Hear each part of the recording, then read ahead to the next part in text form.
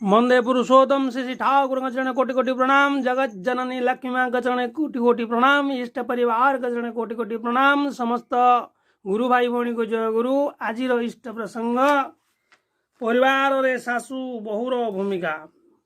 स्वामीर संसार वा गृह नारीर तीर्थ क्षेत्र से पुण्य क्षेत्र रे शशुर सासू देढ़शुर स्वामी आदि गुरुजन माने देवतुल्य पूज्य मान्य गण्य श्रद्धाप्लुत मनोज्ञ सेवा शुश्रूषा हृदयस्पर्शी पालन पोषणी दक्षता ओ बुकुभरा प्रीति सुहाग दे गुरुजन तथा लघुजन परिवार समस्त सदस्यों मध्य सुसामंजस्य सुसंपर्क आंतरिकता पारस्परिकता स्नेह प्रीति सृष्टि करिबारे देवदूती भूमिका ग्रहण करिथांती उभय सासू ओ बहु। परिवार प्रत्येक व्यक्तिर शारीरिक मानसिक आध्यात्मिक प्रयोजनता परिपूर्ण कथा नानादि समस्या समाधान दायित्व बहन सासू बहुंकर सुसंपर्क तथा पारस्परिकता द्वारा सृष्ट सुंदर सावलील हेबा संभव। अनेक समय वासनार असंयमता फल गृह विवाद देखा दे थाए।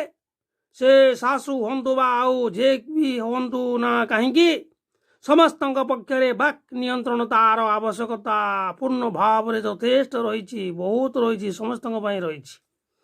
साधारणतः समय समय अजथा वाक्य व्यय प्रयोजनहीन युक्ति तर्क मधुर परिवेश को तिक्त रिक्त कष्ट भग्न कर एथिपाई प्रयोजन निजस्व प्रज्ञार सुकौशल प्रयोग द्वारा अजथा अशांति को दूर करा जाई पारे। वाक नियंत्रण सुफल संबंध रे कहवा को जाई श्री ठाकुर कहते अंततः कथा को जदि एपरी भाव व्यवहार करिवार अभ्यास चरित्रगत करी पकाई पार जो मनीषर दुख अमंगल असंतोष उपस्थित न हुए ताहले देखिब केते दूर तृप्ति केते दूर संतोष केते दूर सहानुभूति लाभर अधिकारी होइछ तार योता नहीं। आग्रह सहित इच्छा को आमंत्रण करो अभ्यास रे लगी जाओ पारिब नहीं निश्चय पारिब। जुहाग्रे बसती लक्ष्मी जुहाग्रे मित्र बांधवा जुहाग्रे बंधनम प्राप्त जुहाग्रे मरणम ध्रुव। बाणी बाण सदृश्य सुंदर भाव रे कले सुंदर हुए असुंदर भाव रे कले जीवन परिवेश समाज नष्ट हो जाए। तेणु बाणी को बाण सदृश व्यवहार करा जाए थरे ये बाणी पदा को बाहरिले आउ फेरी आसे नहीं बाण जमी थरे चली गले आउ फेरी पाए नहीं तद्रूप श्रीमद भागवत कथा मधुर विनय वचन कही तोषिब प्राणी मन। तेणु ये वचन द्वारा सबकिछि संभव हो पारे मरण मध्य हो पारे बंधन प्राप्त हो पारे लक्ष्मी मध्य हो पारे एवं मरणर ध्रुव बंधन प्राप्ति मित्र बांधव लक्ष्मी कथा केवल जुहाग्रे बा वचन द्वारा संभव होता है। तेणु मधुर विनय वचन कही तो शिव प्राणी मन यही अमूल्य संपत्ति को ठीक विनियोग कले जीवन मध्य ठीक विनियोग हो पारे एवं निजर परिवार देश राज्यर समस्त कल्याण हो पारे। ये वचन एक बहुत सतर्कतार सहित व्यवहार करवा अजथा अपव्यय न करी वाक नियंत्रण करवा जहाँ कहवा ठीक ठीक कहवा कथाटी कहब गुढ़ समतुल लाखी रही देहे कथाटी कहब गुढ़ समतुल लाखी रही देहे मधुर कथाटी कठोर हईले मधुर कथाटी कठोर हईले ओल्टा दिगरे धाए मधुर कथाटी कठोर हईले ओल्टा दिगरे धाए। तेणु केते आवश्यकता केते संयमता केते सतर्कता रही ये वाक नियंत्रण कथा आपण माने निश्चय जानिचंती एवं अन्य को जानी जणांतु एवं निजको बंचाई परिवार समाज को मत सरस सुंदर करने को सहायक हुंतु। नारी बा सासू बहु परिवार भविष्य वंशधर को जन्म दे थांती। तेणु नारी जो वंश को बहु हो आसी जदि से वंश प्रति मर्यादा प्रदान वंश परंपरा प्रति सचेतनशील गौरवान्वित हेबारे अवहेला प्रदर्शन करे ତାହେଲେ ବଂଶର ପାରମ୍ପରିକ ମର୍ଯ୍ୟାଦା ବ୍ୟାହତ ହୋଇ ତ ଥାଏ। ଏପରିକି ଭବିଷ୍ୟତରେ ତ ସାଧରକ ଗଣ ଭବିଷ୍ୟତରେ ମଧ୍ୟ ଏ ଧାରକ ଗଣ ସୁମଣିଷ ହେବା ଅସମ୍ଭବ ପର ହେବା ହିଁ ହୁଏ। ଏପରି ଭବିଷ୍ୟତରେ ତ ସାଧକ ଗଣ ସୁମଣିଷ ହେବା ଅସମ୍ଭବ ପର ହେବା ହୁଏ ନାହିଁ।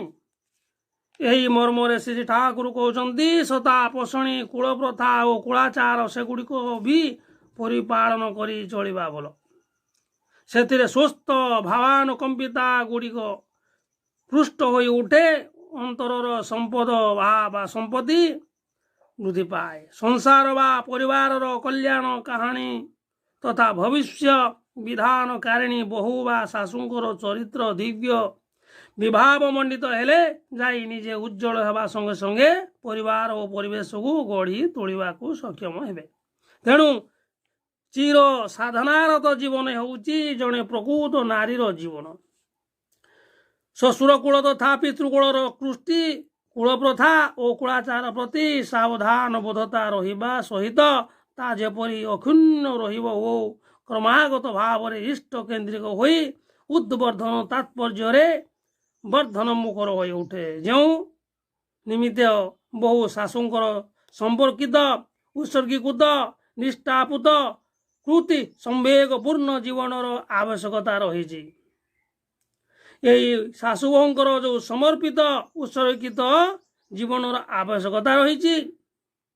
ଶାଶୁ ବୋହୂଙ୍କର ପରିମାର୍ଜିତ ପ୍ରେରଣା ଦିବ୍ୟ ସୁନିଷ୍ଠ ସୁଶୃଙ୍ଖଳିତ ସୁକୌଶଳ ଉତ୍ସର୍ଗୀକୃତ ପବିତ୍ର ଚଳଣୀ ଚରିତ୍ରର ସୁପ୍ରଭାବ କିମ୍ବା ନାରୀର ବୈଶିଷ୍ଟ୍ୟ ଅପଘାତ ଚଳଣୀର କୁପ୍ରଭାବ ପରିବାରରେ ଥିବା କନ୍ୟା ଯିଏ ବା ଯେଉଁମାନେ ଭବିଷ୍ୟତରେ ବୋହୂ ହୋଇ ଅନ୍ୟ ଏକ ପରିବାରକୁ ଯିବେ ସେମାନଙ୍କ ଜୀବନ ଉପରେ ଗଭୀର ଭାବରେ ପ୍ରଭାବ ପକାଇଥାଏ। ପିତ୍ରାଳୟ ପ୍ରକୃତରେ କନ୍ୟା ନିମିତ୍ତ ଶିକ୍ଷା କ୍ଷେତ୍ର। ଏହିଠାରୁ ସେ ନାରୀ ସୁଲଭ ମହତ ଗୁଣ ଗୁଡ଼ିକ ଶିକ୍ଷଣ ଓ ପ୍ରୟୋଜନ ଉତ୍ତମ କୌଶଳ ଲାଭ କରିଥାଏ। ଏଥି ନିମିତ୍ତ ଶାଶୁ ହୁଅନ୍ତୁ ବା ବୋହୂ ହୁଅନ୍ତୁ ଯତ୍ନବତୀ ହେବା ଅତ୍ୟନ୍ତ ଆବଶ୍ୟକ। ତାଙ୍କର ନିଜ ଚଳଣୀର ପ୍ରଭାବରେ ଯେପରି କନ୍ୟା ସନ୍ତାନ ବା ଝିଅ ବା ନଣନ୍ଦଟି ଜଣେ ଉନ୍ନତ ଚରିତ୍ର ସମ୍ପନ୍ନ ନାରୀ ଭାବରେ ଜଣେ ସୁଗୃହିଣୀ ଭାବରେ ସାବ୍ୟସ୍ତ ହୁଏ। ନିଜ ପିତୃକୂଳ ଓ ଶ୍ୱଶୁର କୂଳକୁ ଭବିଷ୍ୟତ ବିଧାନରେ ବ୍ରତୀ ହୋଇ ମଙ୍ଗଳଦାୟିନୀ ଭାବରେ ସମସ୍ତଙ୍କ ନିକଟରେ ଅଭିନନ୍ଦିତ ହୋଇ ଉଠେ। ସହନଶୀଳତା ଧୈର୍ଯ୍ୟ ସ୍ତୈର୍ଯ୍ୟ ସ୍ଥିତ ପ୍ରଜ୍ଞତା ନାରୀର ଅମୂଲ୍ୟ ଆଭୂଷଣ ଓ ଦିବ୍ୟ ଗୁଣ। ଉକ୍ତ ଗୁଣ ସମ୍ପନ୍ନା ନାରୀର ସାଧନା ଯୋଗୁଁ ହିଁ ବିରାଜିତ ହୁଏ ପରିବାରର ଶାନ୍ତି ସୁଖ ସନ୍ତୋଷ ଏବଂ ବିବର୍ଦ୍ଧିତ ହୁଏ ସମ୍ବର୍ଦ୍ଧିତ ହୁଏ ଆଶୀଷରେ। ଆଜି ପାଇଁ ଏତିକି। ପୁଣି ପରବର୍ତ୍ତୀ ଭିଡ଼ିଓରେ ସମସ୍ତ ଦର୍ଶକ ଗୁରୁ ଭାଇ ଭଉଣୀଙ୍କୁ ଜୟ ଗୁରୁ। ବନ୍ଦେ ପୁରୁଷୋତ୍ତମମ୍।